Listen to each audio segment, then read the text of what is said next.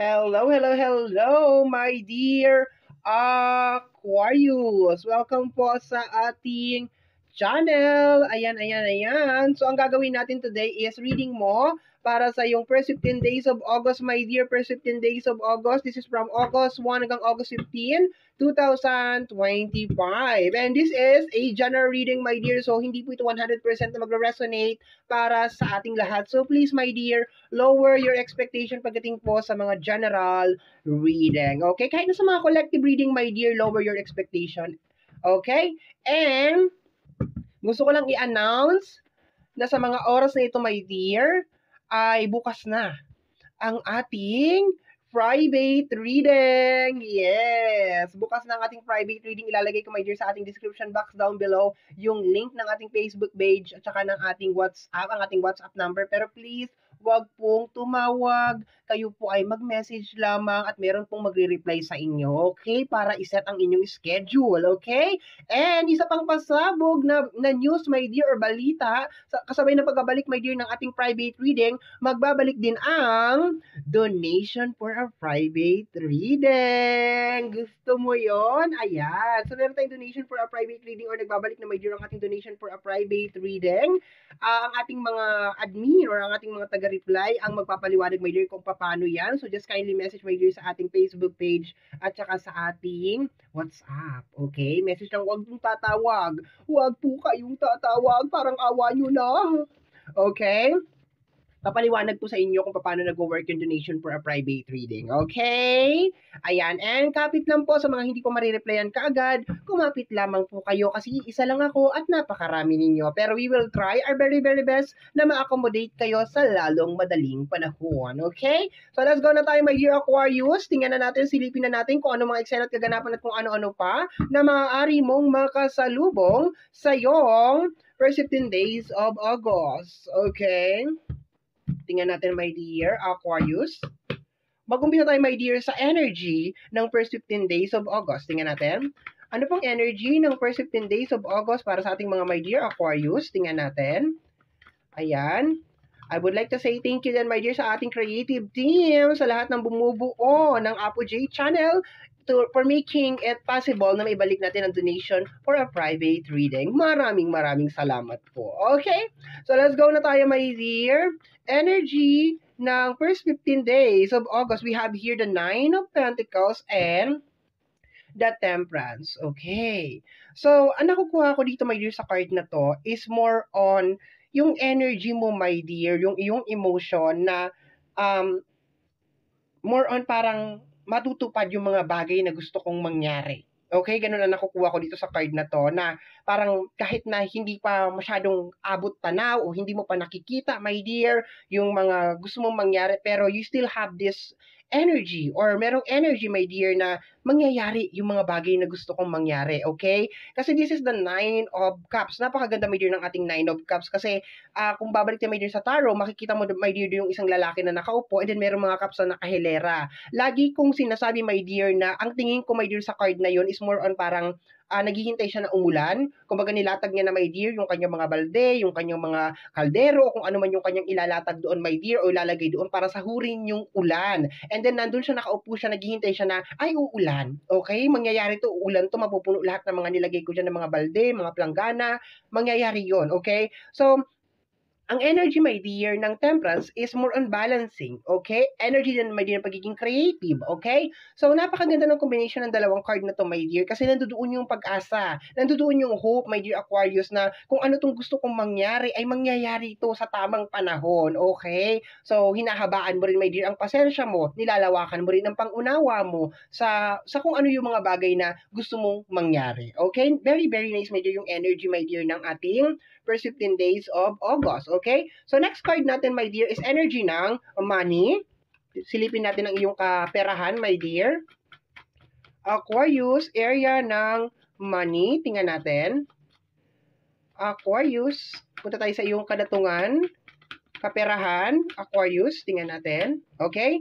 We have here the 10 of Wands. Okay, the struggle card. Ang tawag ko nga sa card na to is the all by myself. Okay, my dear. So, sa mga oras na to, my dear, sinasabi na nagkakaroon ka ng struggle. Okay, nandito pa rin ang ating Temperance, hindi pa rin naililipat. Okay. So, parang just kagaya na sinabi ko kanina, my dear, na kung ano yung pinagdadaanan mo is ma-overcome mo rin siya, my dear. Of course, one step at a time, dahan-dahan lang, okay, isa-isa lang, kasi hindi natin kayang ma-accomplish, my dear, ng isang bagsakan lang, okay, lalo na kung kagaya nito na wala kang kasama dito, tingnan mo, all by myself ang team song mo dito, my dear. So, dala-dala mo tong mga ones na to, halos magkanta kuba-kuba ka na, my dear.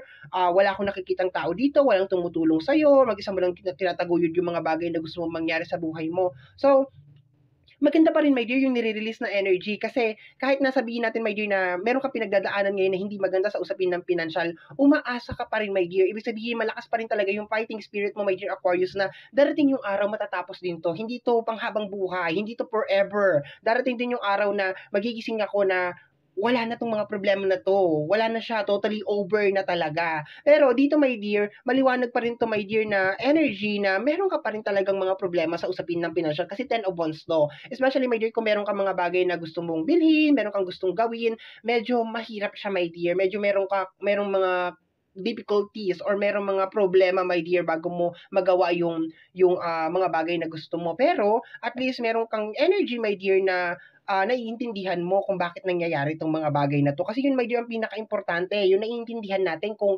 bakit nga ba ito nadidelay, bakit nga ba ito nangyayari, bakit nga ba ganito yung sitwasyon. Kasi once na naiintindihan mo yun, my dear, kahit gaano kabigat, my dear, yung sitwasyon na pinagdadaanan mo, makakaasa ka, my dear, na talagang mairaraos mo siya, may overcome mo talaga, my dear, yung situation. Okay, ma-overcome mo talaga siya. Okay, so let's go tayo, my dear, sa area ng love. Area ng love, wow, we have here 2 cards, okay? We have here the 6 of Pentacles, energy ng giving, energy ng sharing, and the 3 of Cups, okay? And the Hangman. My dear, nasa sitwasyon ka, my dear, alam ko, gustong-gusto mo talagang makatulong sa mga taong mahal mo, sa mga mahal mo sa buhay, ayan. Pero, kasi may hangman ka dito, ibig sabihin, my dear, nasa sitwasyon ka daw, my dear, na wala kang kakayanan. Ibig sabihin, hindi ito yung panahon, my dear, na parang, lalo na sa usapin ng financial, my dear, siguro kung moral support lang, yung advice lang, yung mga ganun, siguro kaya mong maibigay. Pero lalo na, my dear, sa usapin ng financial, hindi ito, my dear, yung time para magbigay ka or mag-share ka, my dear. Magbigay ka, my dear, kung sobra, kung sa tingin mo ay hindi makakasakit or my dear, sa iyong bulsa, yung parang makaka-damage sa iyong budget or something, magbigay ka. Kasi nakukuha ko dito, my dear, yung kagustuhan mo na parang makapag-provide, makapagbigay sa mga taong mahal mo. Ayan ang nakukuha ko dito, my dear. Kasi this is the 6 of Pentacles, very loving, very caring. My dear, ang nakukuha ko dito.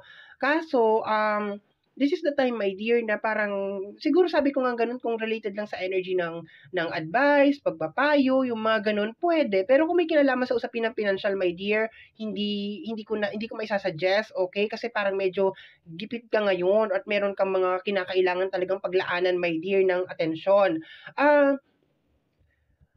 This is also an energy, my dear, na baka meron din mga third party na issue, okay? I can feel, my dear, na baka meron mga selos na nangyayari sa mga panahon na ito. Baka nagsiselos ka, maybe your partner is giving too much sa mga tao or baka merong tinutulungan or something. Yun na nakukuha ko, my dear, ha? Kasi itong combination ng dalawang card na to, especially kung siya ay energy ng Taurus, Virgo, and Capricorn, Cancer, Scorpio, and Pisces, my dear, baka may mga issue na parang may binibigyan siya ng pera or baka meron mga selosan, ganun, may mga sinusustentuhan siya or something ganyan. I think pag-usapan nyo na lang ng maayos to, my dear, okay? Madadaan naman to sa magandang usapan kung meron mga ganun na mga issue, ha? Wag nyong masyadong palakihin kasi nadadaan naman talaga sa magandang usapan yan. Kasi parang yun ang nakukuha ko dito, my dear, para may mga issue na may kinalaman sa pagbibigay, masyado siya nagbibigay, masyado siya nag-share, yung mga ganun, okay? Yun ang nakukuha ko dito sa energy ng love, okay? So, in short, my dear, sa loob ng relationship, pinaka-overall na energy is unahin muna ninyo ang inyong relasyon, okay? Bago nyo ayusin ang buhay ng ibang tao or unahin mo muna, my dear, ang buhay mo bago mo ayusin ang buhay ng ibang tao kasi mas magiging effective yung pagtulong mo sa ibang tao, my dear, kung nasa magandang kalagayan ka na or nasa magandang kalagayan na kayong dalawa ng iyong minamahal, okay? So, let's go tayo, my dear. Next card natin is Surprise of the first 15 days of August. Surprise of the first 15 days of August. Okay. baka nga yung iba sa inyo is issue na pagdating sa ibang tao, ang galing-galing mo, pagdating sa akin, hinahayaan mo ko. Yung mga ganyan na mga issue, my dear, ha? Baka may mga ganyan. Pag-usapan nyo lang ng maayos yan. Huwag nyo idaan sa away, my dear. Okay? Huwag nyo gawing komplikado yung mga bagay-bagay. Okay? Tingnan natin. Maganda din, my dear, sa mga araw na to na maging bukas din, my dear, ang iyong puso at isip sa kung ano yung sasabihin ng iyong partner. Okay? Para hindi maging komplikado. Okay, ang sitwasyon. Let's go tayo, my dear. Anong surprise ng first 15 days of August para sa ating mga my dear Aquarius? Tingnan natin. Surprise of the first 15 days of August, Aquarius. Tingnan natin. Anong surprise sa'yo? Okay? We have here the 7 of Sword and the 3 of Sword, my dear. Okay.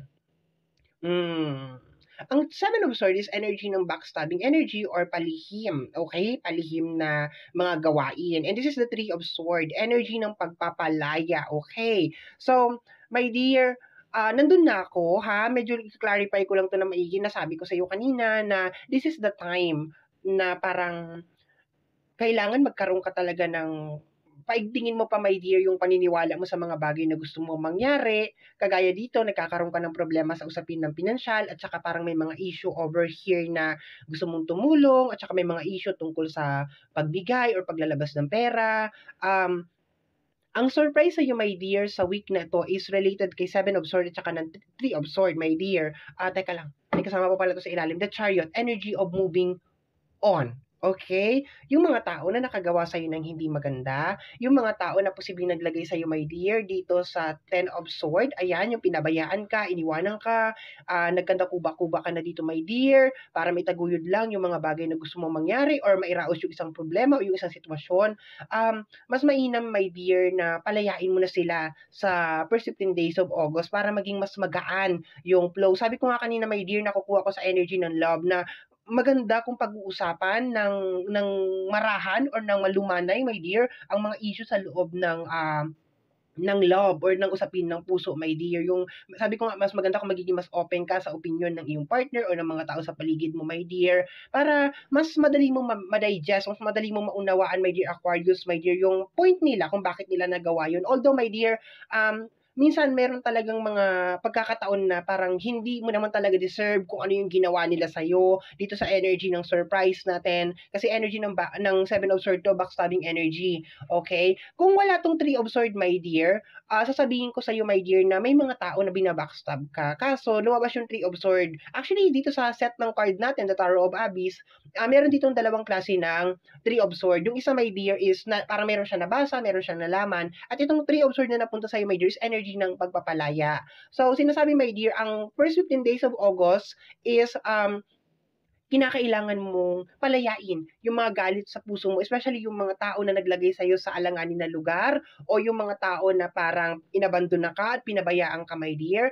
Kailangan mo na silang i-let go. Kailangan mo na silang patawarin at kailangan mo na silang palayain. Once again, sinabi ko, my dear Aquarius, kanina na mas mabuti or mas makakainam, my dear, sa first 15 days of August kung bubuksan mo ang puso mo at isip mo, my dear, sa sasabihin ng mga tao sa paligid mo, sa side nila, my dear. Although, hindi mo maiintindihan talaga yung kung ano yung point nila, pero para magkaroon lang siguro ng closure, ganon. Kumbaga parang, okay, yun yung side mo, yun yung point mo, ganon. Kahit nasabihin natin na hindi naman tama, na ganon yung gawin mo, okay. Pero palayain na, parang ganon, i-release na natin. Especially, my dear, kung may mga issue ng third party over here, pag-usapan nyo na lang yan, or kung talagang nakikita mo, my dear, na parang pinababayaan ka na or ina-abandon ka na, ganon, palayain mo na, ipaubaya mo na.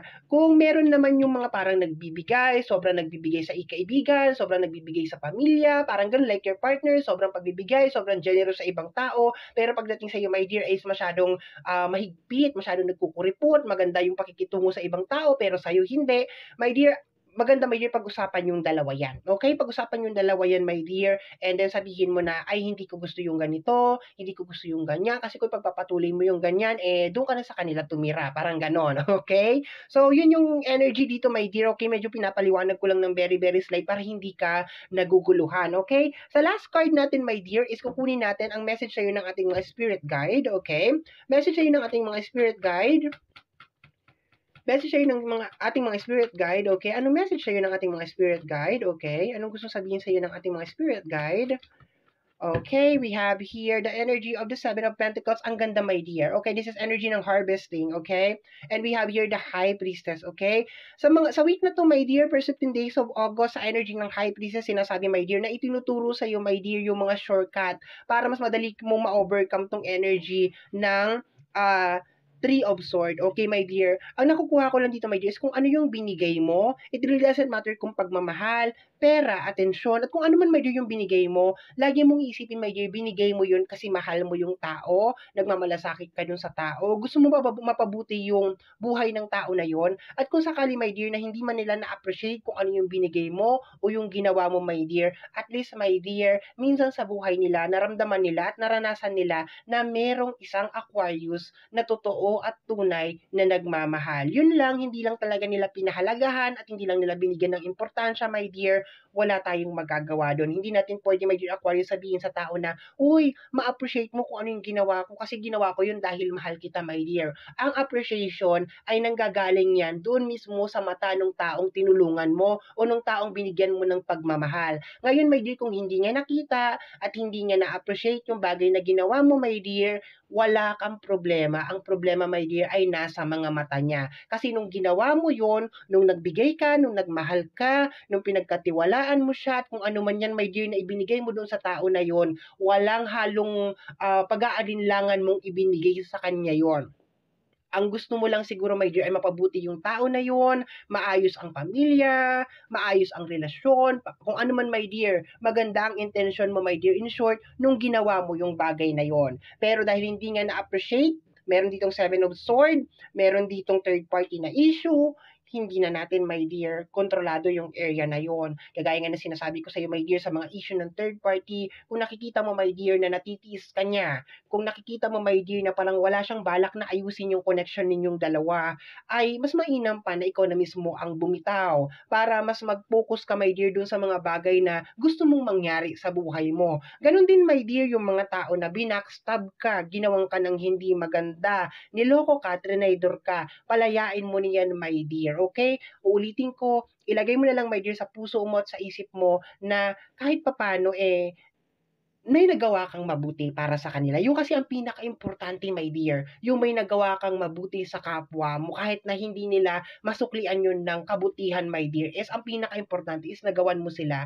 ng mabuti. Magandang energy to, my dear. Energy ng High Priestess is energy ng revelation, message to ng ating mga spirit guide, and the Seven of Pentacles. Ang first 15 days, my dear, ng August, you will be receiving messages galing sa ating mga spirit guide, my dear. Tinuturuan ka kung paano magiging mas madali ang proseso mo, my dear, para makuha mo ang mga bagay na gusto mong mangyari. Seven of Pentacles, energy of harvesting, okay? Once again, my dear, it will take time bago mo talaga ma-overcome to kasi hindi madaling magpalaya, hindi madaling tumanggap ng katotohanan, okay? Pero as the time goes by, habang tumatagal, my dear Aquarius, makakarating at makakarating ka dun, my dear. Hindi mo man kaagad to mangyari, my dear, at least araw-araw, 'di ba, step by step, one step at a time, 'di ba? Makakarating at makakarating ka rin doon, my dear Aquarius. Okay? So my dear Aquarius, ito ang reading mo para sa yung first 15 days of August. Somehow, my dear, kung nagustuhan mo ang ating reading, don't forget to subscribe. Paki-click mo here ang notification bell